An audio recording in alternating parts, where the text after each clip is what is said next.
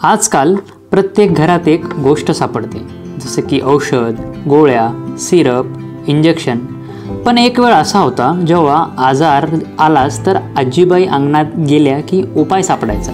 झाडांमध्ये औषध लपलेलं असायची। आज आपण अशाच एक झाडाची गोष्ट ऐकणार आहोत जे आपल्या अंगणात असतं पण आपल्या लक्षात येत नाही, आणि त्याचं नाव आहे कडुनिंब। कडुनिंब म्हणजे काय? एक झाड। पण त्यापेक्षाही खूप काही जास्त।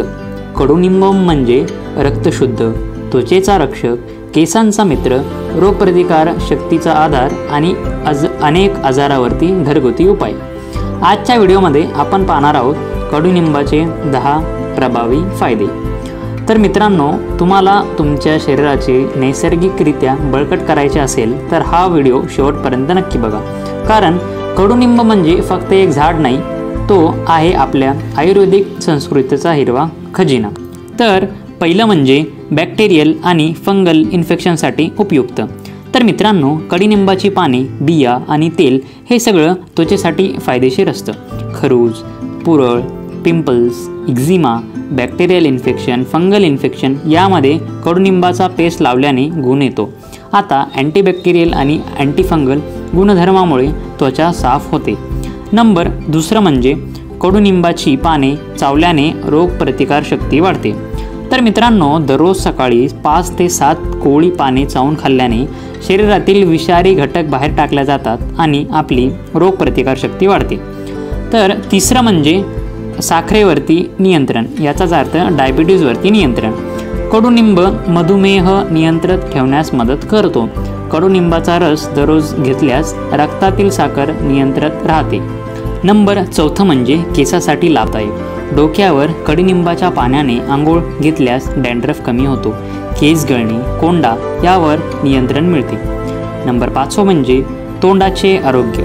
कडुनिंबाच्या फांदीने दात घासल्याने हिरड्या मजबूत होतात, तोंडातील दुर्गंध दूर होतो आणि सडलेला दातांचाही विकार कमी होतो। नंबर 6 म्हणजे रक्त शुद्ध करणे। कडुनिंब हे एक उत्तम रक्तशुद्धकारक आहे। नियमित रस घेण्याने त्वचेचा विकार कमी होतो, चेहऱ्यावरही तेज येते। नंबर 7 म्हणजे किड्यांपासून संरक्षण। कडुनिंबाच्या पाण्याने जर धूर केला तर डास दूर जातात, त्याचा वापर कीटकनाशन म्हणूनही केला जातो।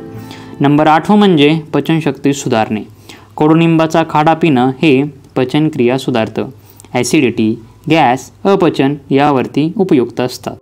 नंबर 9 म्हणजे जखम भरून काढतो। कडुनिंबाचं तेल लावल्याने जखमा लवकर भरतात, त्याचा अँटीसेप्टिक गुणधर्मामुळे संसर्ग टाळता येतो।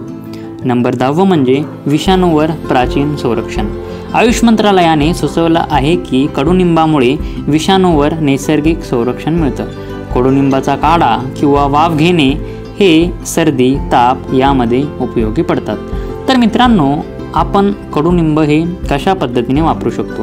आपण पाने उकळून काढासुद्धा आपण त्याचा पिऊ शकतो, पेस्ट करून सुद्धा आपण लावू शकतो, किंवा मग कडुनिंबाचे तेल हे सुद्धा आपल्यासाठी खूप जास्त फायदेशीर ठरतात। तर मित्रांनो, आपलं शरीर जर आपल्याला आयुष्यभर साथ द्यावं असं वाटत असेल तर अशा प्राकृतिक औषधांचा वापर नक्की करा। कडुनिंब हे एक फुकट मिळणारं सोनं आहे, वापरा आणि आजारांपासून दूर राहा।